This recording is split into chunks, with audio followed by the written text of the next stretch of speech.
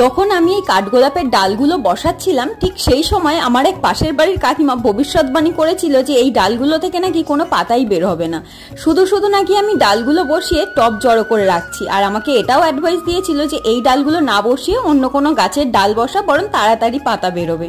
কাকিমার সেই কথাটাতে আমার মাথাটা কিন্তু প্রচন্ডই গরম হয়ে গেছিল, কিন্তু তার সত্ত্বেও মাথা ঠান্ডা রেখে হাসি মুখে জবাব দিয়েছিলাম, কাকিমা টব তো আমার, তুমি কিনে দাওনি, সুতরাং কি গাছ বসাবো না বসাবো সেটা আমার উপরেই ছেড়ে দাও। এই ঘটনার প্রায় 6 মাস পর কিন্তু কাঠগোলাপের ডালগুলো থেকে পাতা বেরোতে শুরু করেছে। আমি দুর্গাপুজোর সময় স্টেশনের ধার থেকে এই কাটিংগুলো নিয়ে এসে বসিয়েছিলাম, আর তারপর পুরো শীতকাল জুড়ে একটা পাতা পর্যন্ত বেরোনি, যেমন ডাল বসিয়েছিলাম তেমনই ছিল।